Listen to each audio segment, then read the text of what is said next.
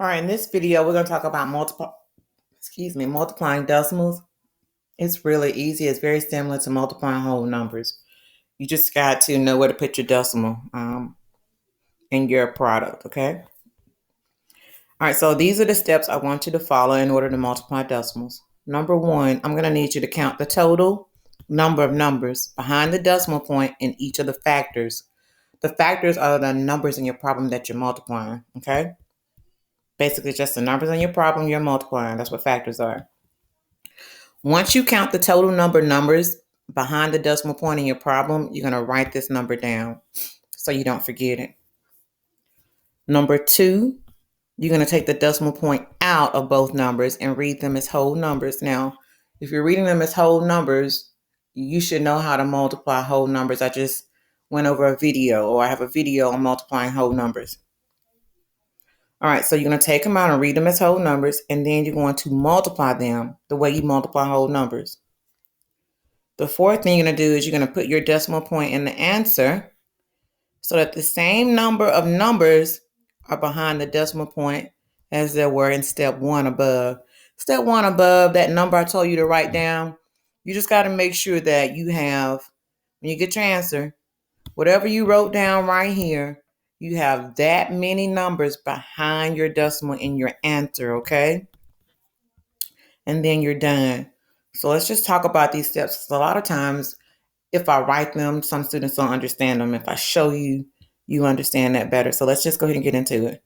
Again, I have a multiplication chart for those of you who still have problems with multiplication. All right, so the very first thing it said was count the number of numbers behind each number in your problem. Well, how many numbers are behind this decimal? 2. How many numbers are behind this decimal? 1. But you're looking for the total. Total means add. So you have a total of 3 numbers behind your decimal. All right, I wrote that number down. The number I need to remember is 3. So I have a total of 3 numbers behind my decimals in my problem. Therefore, I'm going to need a total of 3 numbers behind my decimal in my answer as well. What I'll do now is ignore the decimal and read these as whole numbers. So if I ignore the decimal, this is the whole number 3. If I ignore the decimal, this is the whole number 15. So now all I do is multiply this as 15 and don't put the 3 on top. Put the longer number on top, 15 times 3. Well, 5 times 3 is 15. You write the 5 and you carry the 1. 3 times 1 is 3. And 3 plus that 1 you carried is 4. So you have 45. Okay, so now that's 45. But you need to put your decimal back in it. It's just not 45. So since you had a total of 3 numbers behind the decimal in your problem, you need a total of 3 numbers behind your decimal in your answer. So if you put your decimal here, you only have 1 number behind the decimal. That's not going to work. If you put your decimal right here, you're only going to have a total of 2. That's not going to work. So what you do is you add a 0 in front of that 4. Now I have a total of 3. And it matches this. You're always allowed to add a decimal in front of, add a 0 in front of the decimal that you write. That's always, okay, if there's no number there. So 0 and 3/10 times 1 and 5/10 is simply, 0 and 300 times 1 and 5/10 is simply 45 thousandths, guys. So I just multiply these as whole numbers, really, and put my decimal back in it.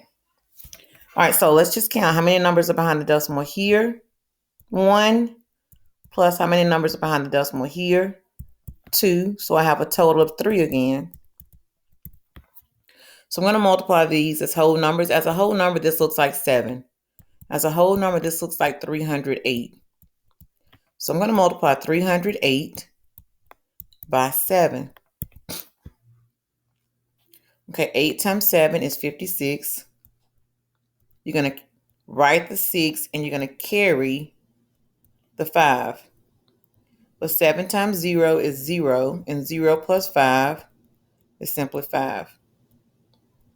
Then you're going to do 7 times 3 is 21. There's no place to carry that 2, so write the entire 21.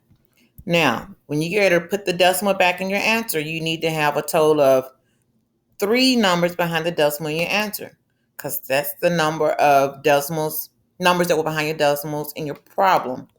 So if you put the decimal here, you only have 1 number behind the decimal. Not going to work. Put the decimal here, you're going to have only 2. That's not going to work. Put the decimal here. Now I have a total of 3 numbers. So my answer to this is 2 and 156 thousandths. And that is all you do. Okay, let's try some others. And you'll have these notes, so you'll have the multiplication chart as well on the front page if you need to refer back to it. Here you have 2 numbers behind the decimal plus 2 more numbers behind the decimal, which makes a total of 4. So if I multiply this as a whole number, I look at it as 12, and this I look at it as 35. And I've shown you how to multiply, use the multiplication algorithm. We're going to ignore the 3 and multiply by the 5. Well, 5 times 2 is 10. Write the 0 and carry the 1. 5 times 1 is 5. Plus that 1 I carried is 6. Now I get to completely ignore the 5 and work with the 3.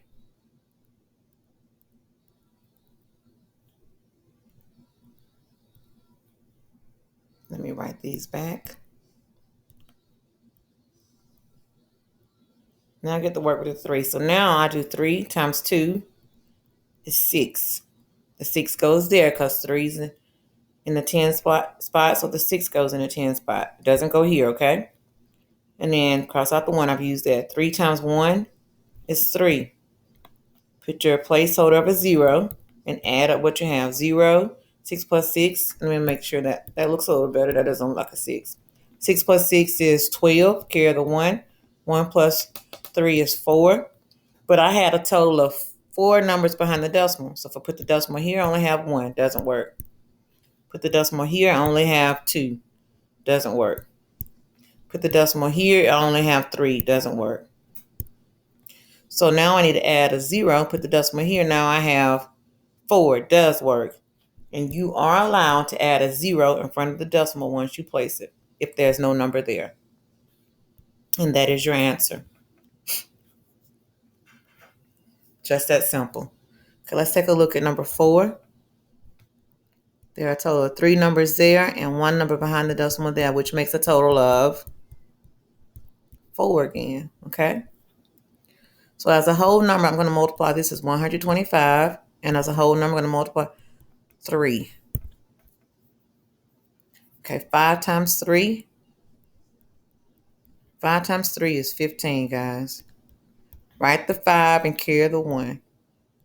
5 times 2 is 6, but 6 plus that 1 is 7.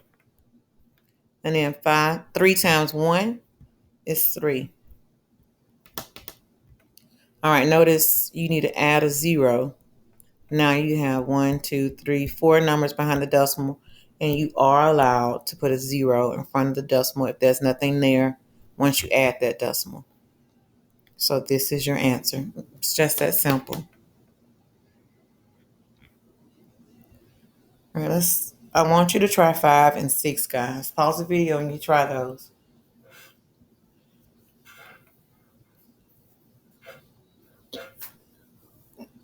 Okay, this is what you should have.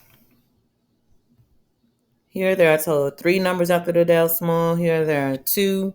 So you have a total of 5. So as a whole number, this looks like 347. As a whole number, this looks like 53. So you're going to start off multiplying by 3, and you're going to ignore the 5. Okay, let's multiply by 3. Let's do 3 times 7. 3 times 7 is 21. You're going to write the 1 and carry the 2. You carry the 2 above the next 2 numbers you're multiplying, which are 3 and 4. 3 times 4 is 12, and 12 plus that 2 you carried is 14. You're going to write the 4 and carry the 1. 3 times 3 is 9. And 9 plus that 1 you carried is 10. There's no place to carry that 1, so write the entire 10. Okay, so I've multiplied all the top numbers by 3. Okay, so now I multiply all the top numbers by 5. Let me get rid of those arrows.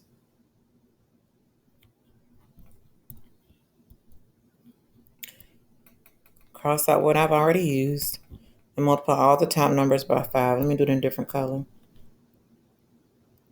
So 5 times 7 is 35. You're going to write the 5 in the tens place and carry the 3 to the above the next two numbers you're going to multiply. Next two numbers I multiply 3, 5, and 4. Excuse me, not 3, but 5 and 4. 5 times 4 is 20. And 20 plus that 3 is 23. Write the 3 and carry the 2. Carry the 2 above the next two numbers you're going to multiply. 3 times 5 is 15. And 15 plus that 2 that I carry is 17. There's no place to carry this 1, so write the entire 17. And put your placeholder there in the empty spot. There you go. 1 plus 0 is 1. 4 plus 5 is 9. That's 3, 8, and 1. Now I have a total of 5 numbers behind the decimal. So I got to put my decimal here. So now I have 1, 2, 3, 4, 5. I'm allowed to put a 0 in front of that decimal. So that is my answer. And that's an 8, guys.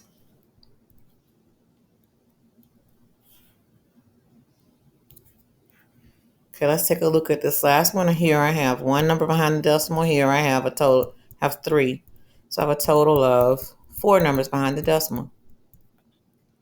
So when I look at this, is 721 times the whole number 15. And I'm going to start multiplying by the 5. 5 times 1 is 5. 5 times 2 is 10. Carry the 1. 5 times 7. And keep in mind, you ignore that 1. 5 times 7 is 35. And add the 1 you carry, you get 36. There's no place to carry the 3, so you write the entire thing down. I'm going to cross out what I've used. I've used the 5 and I used that 1. Now I multiplied everything, all the top numbers by 5. So now I need to multiply all the top numbers by what was here, which was 1. Okay. Now I'm on the 1, guys. All right, so now 1 times 1. Well, 1 times 1 is 1. Put your 1 there. 1 times 2 is 2. And 1 times 7 is 7. Fill in that last spot here with your placeholder of a 0. So we end up with 5, 1. 6 plus 2 is 8. 7 plus 3 is 10. But you have a total of 4 numbers behind the decimal. So I need to put my decimal here and count just to make sure I got 4. 1, 2, 3, 4. So this answer, sorry guys, that's an 8. This answer is 1 in 815 10,000ths. And that is how you multiply decimals. The next thing I'm going to need you to do is practice multiplying whole numbers and decimals.